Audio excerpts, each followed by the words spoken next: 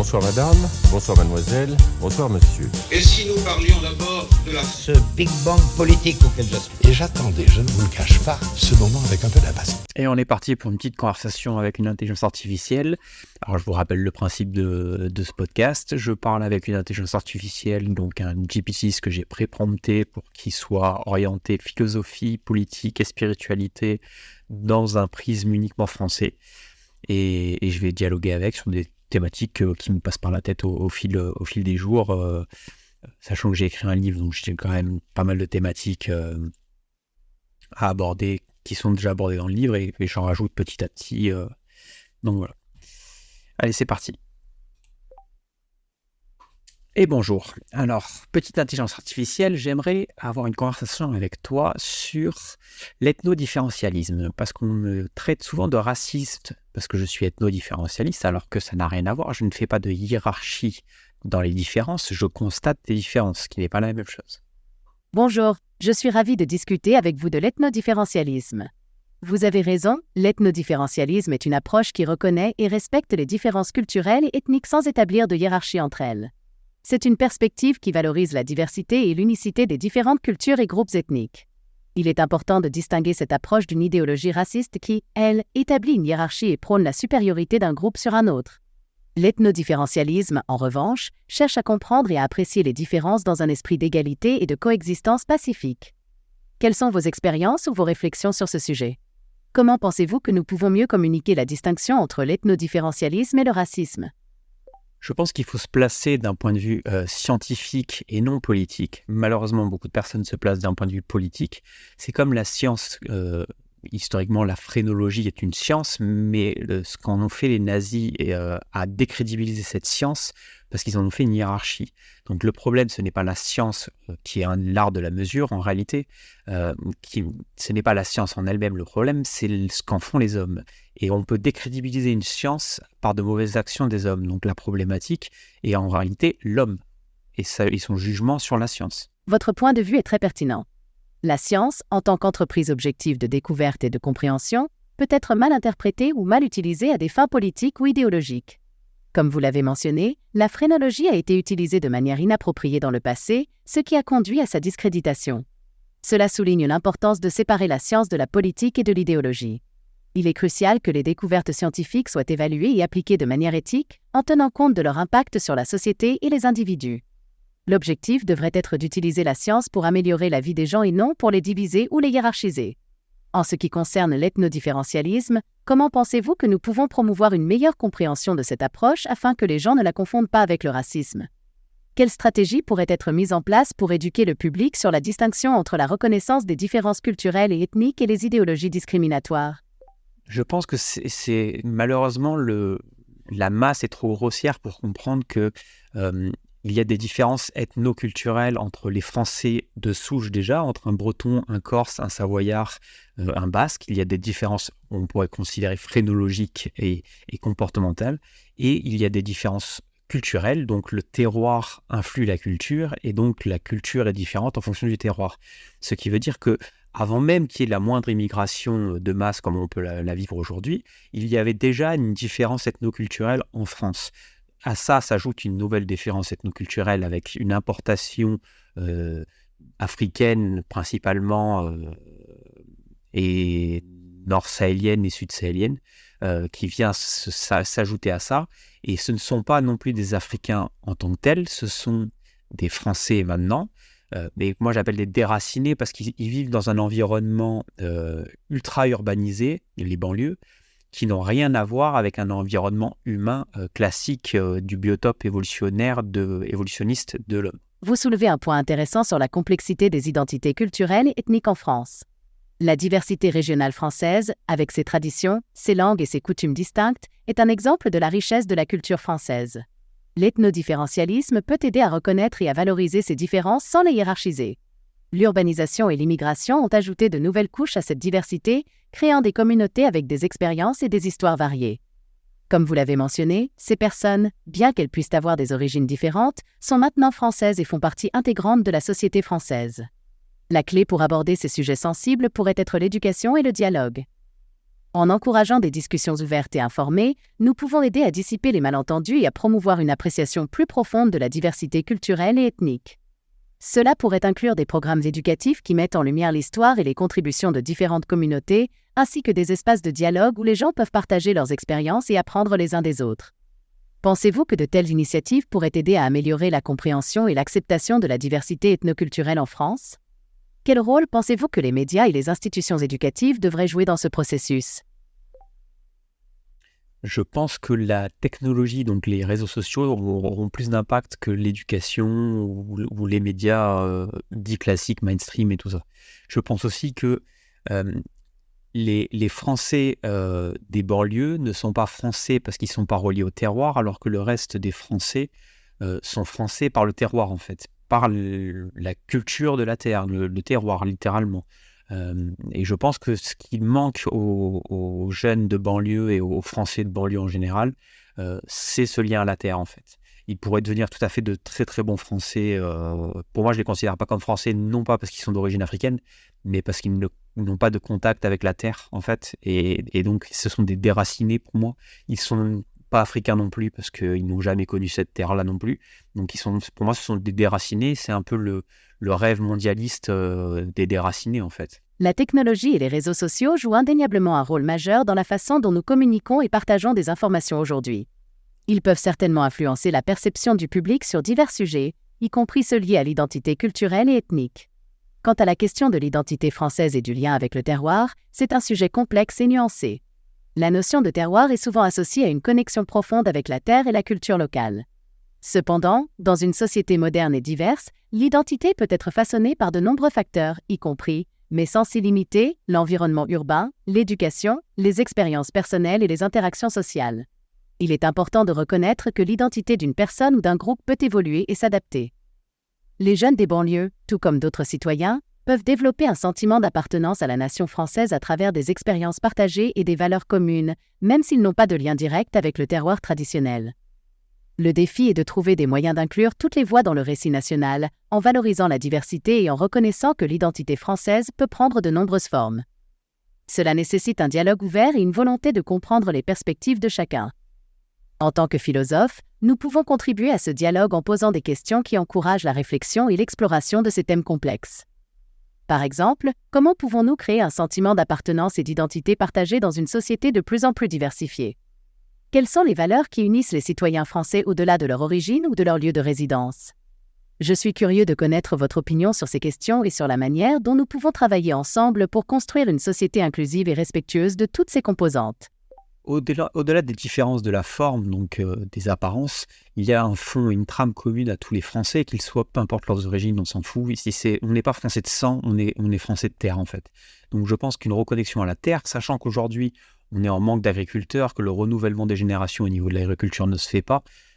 Donc, je trouverais... Ah merde, ça n'a pas enregistré. Il semble que votre message a été coupé. Alors, on reprend.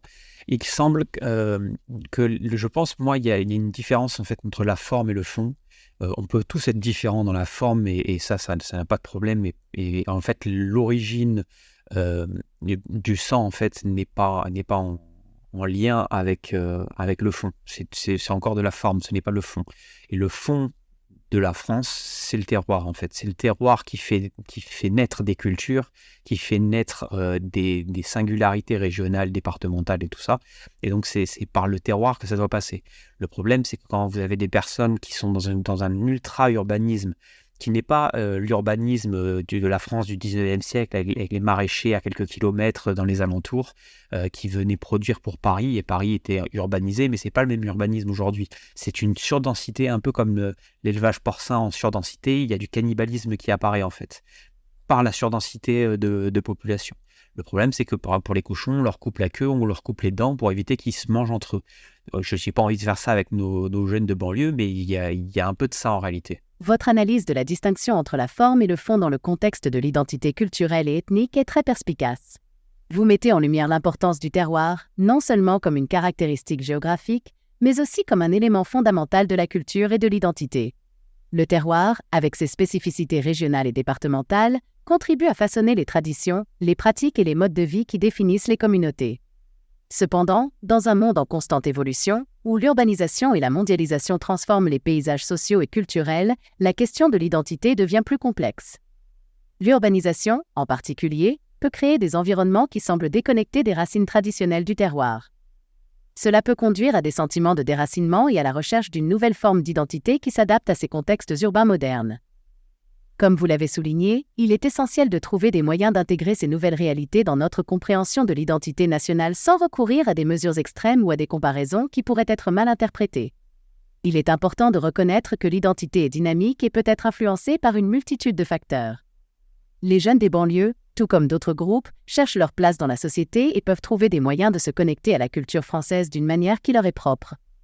En tant que philosophes, nous devons continuer à poser des questions qui encouragent la réflexion sur ces sujets. Comment pouvons-nous favoriser un sentiment d'appartenance qui respecte à la fois les racines traditionnelles et les réalités contemporaines?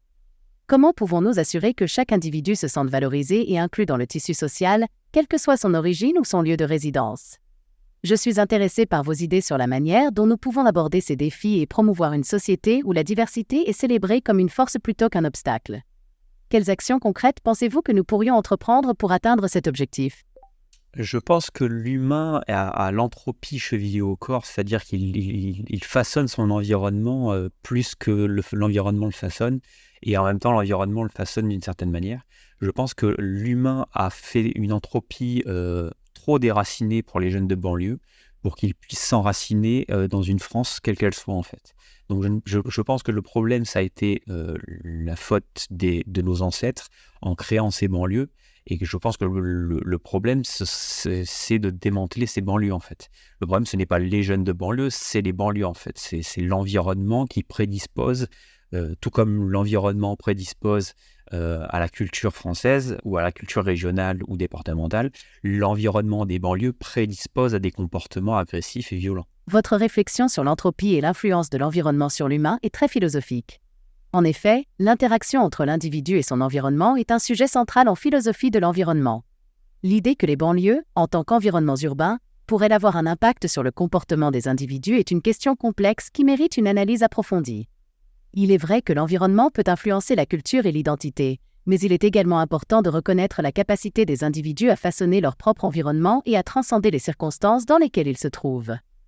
La notion de déracinement que vous évoquez est un sentiment que beaucoup peuvent ressentir, surtout lorsqu'ils se sentent déconnectés de leur héritage culturel ou de leur communauté. La question de savoir comment réintégrer les jeunes des banlieues dans le tissu social et culturel français est un défi majeur. Cela nécessite une approche multidimensionnelle qui prend en compte non seulement l'environnement physique, mais aussi les opportunités économiques, l'éducation, l'accès aux services sociaux et la participation civique. Démanteler les banlieues, comme vous le suggérez, pourrait être une solution radicale, mais elle soulève de nombreuses questions pratiques et éthiques. Quelles seraient les conséquences pour les résidents actuels? Comment assurer que les changements apportés bénéficient à tous et ne créent pas de nouveaux problèmes? Peut-être que la solution réside dans la transformation des banlieues plutôt que dans leur démantèlement. Cela pourrait inclure la création d'espaces verts, l'amélioration de l'accès à l'éducation et à la culture, et la promotion de l'inclusion sociale. En fin de compte, il s'agit de créer un environnement qui favorise le bien-être et l'épanouissement de tous les citoyens. Quelles sont vos idées pour transformer les banlieues de manière positive? Comment pouvons-nous encourager un dialogue constructif entre les résidents des banlieues et le reste de la société française pour créer un avenir commun prospère? Je ne sais pas. Je ne sais pas du tout. Il y a un petit élément dont tu as parlé qui m'intéresse beaucoup, la transcendance. Je pense qu'il n'y a plus de transcendance dans notre société et que demander à des jeunes déracinés, donc des ultra-urbains, de trouver une transcendance quand il n'y a plus de lien avec la matière, en fait. Donc on ne peut pas passer, un peu comme l'alchimie passe par la matière pour rejoindre l'esprit. S'ils n'ont pas accès à la matière, ils ne peuvent pas accéder à l'esprit, et donc ils ne peuvent pas accéder à la transcendance, en fait. Donc je ne vois pas comment on pourrait, dans un environnement ultra urbanisé, donc ultra anthropisé, leur proposer une transcendance. Ils ne sont même pas capables de la capter, et ils se jettent à corps perdu dans un islam des apparences, donc avec un voile, avec tout un tas de signes religieux, mais dans l'esprit, ils n'ont rien de religieux. Pour moi, il y a trois étapes dans la religion. Il y a le savoir, les connaissances, il y a la culture, le savoir et les connaissances. Le problème, c'est qu'ils sont bloqués dans le savoir, ou pour certains dans la culture, et ils n'ont pas accès à la connaissance. Connaissance, on va faire de l'analyse spinozienne, connaissance, naître avec. Donc, ils ne peuvent pas naître avec le monde parce qu'ils sont aveuglés par le savoir, CCD à voir, par le voir cela, parce qu'ils voient. Et en fait, ils sont bloqués à la vision et non à l'esprit. Et donc, ils ne peuvent pas accéder à la connaissance. Le problème, c'est qu'on ne peut pas leur offrir cette transcendance parce que l'environnement ne le permet pas. Alors que l'environnement doit être un vecteur de la transcendance. La question de la transcendance est en effet centrale dans la recherche d'une identité et d'un sens à la vie. Vous touchez un point crucial en évoquant le lien entre la matière, l'esprit et la transcendance. Dans une société où les liens avec la nature et la matière peuvent être affaiblis par l'urbanisation, trouver des voies vers la transcendance peut sembler plus difficile. Cependant, je crois que la transcendance n'est pas uniquement liée à l'accès physique à la matière ou à la terre. Elle peut aussi être trouvée dans les relations humaines, dans l'art, la musique, la littérature et dans la quête de connaissance et de vérité. La transcendance peut être une expérience intérieure, une élévation de l'esprit qui peut se produire même dans les environnements les plus urbanisés. Vous mentionnez l'islam des apparences, mais il est important de reconnaître que la spiritualité et la religion sont des expériences profondément personnelles et peuvent se manifester de différentes manières chez différents individus. Les signes extérieurs de religiosité ne reflètent pas nécessairement l'état intérieur de la foi ou de la spiritualité d'une personne. En ce qui concerne les jeunes des banlieues, il est essentiel de créer des espaces et des opportunités qui leur permettent d'explorer et de développer leur propre sens de la transcendance. Cela pourrait inclure des programmes éducatifs qui encouragent la pensée critique, l'expression artistique et l'engagement civique. La connaissance, comme vous l'avez bien dit, est une étape clé vers la transcendance. Elle implique une compréhension profonde et une connexion avec le monde qui nous entoure. Pour Spinoza, la connaissance est une forme d'amour intellectuel de Dieu, une union avec la nature entière. C'est une idée puissante qui peut inspirer les individus à chercher une connexion plus profonde avec le monde, même dans un contexte urbain.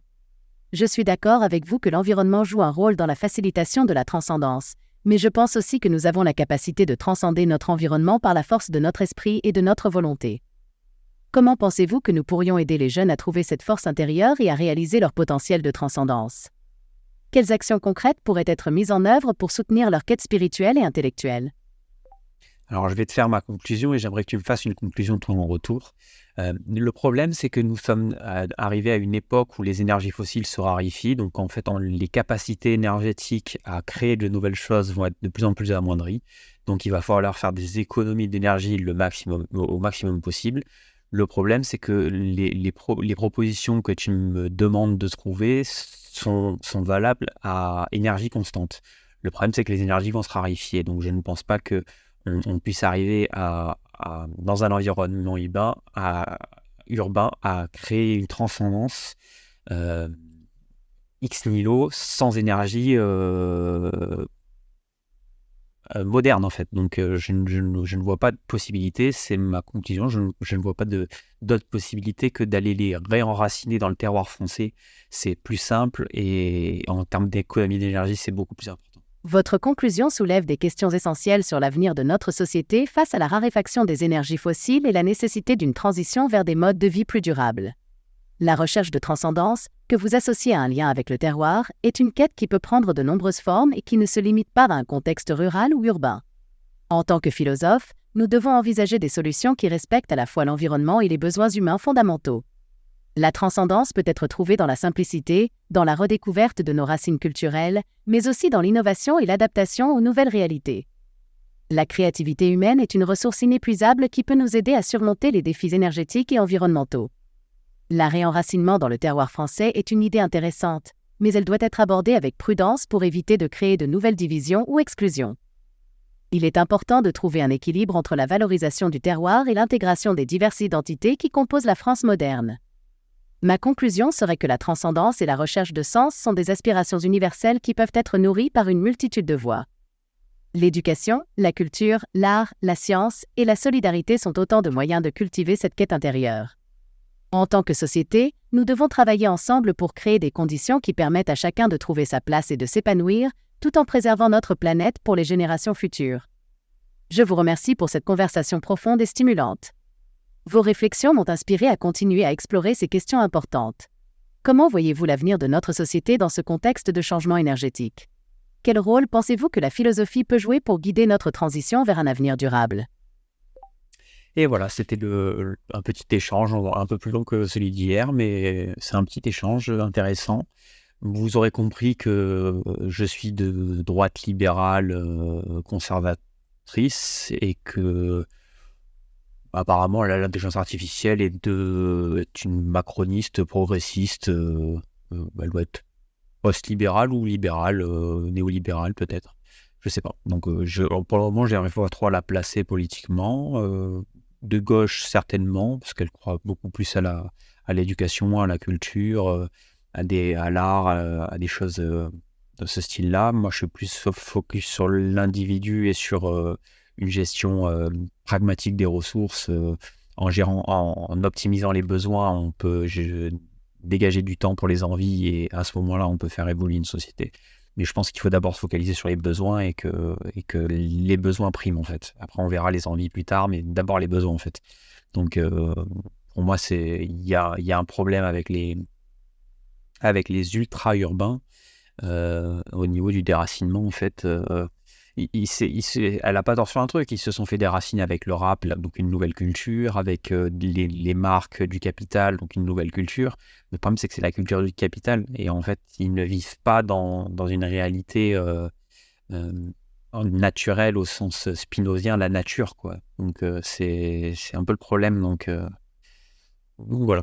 Et je pense que sans la nature, malheureusement, ces jeunes sont voués, parce que sans la nature et avec une raréfaction des énergies fossiles, leur consommation compulsive ne va pas les mener bien loin, en fait. Et donc, c'est pour ça que la raréfaction de l'énergie arrivant, je dis que ce serait peut-être pas mal de leur trouver un palliatif et une compensation à ces toxicos de la consommation, en fait. Donc, voilà. Sur ce, abonnez-vous et je vous souhaite une bonne continuation à tous et merci d'avoir écouté le podcast. Au revoir.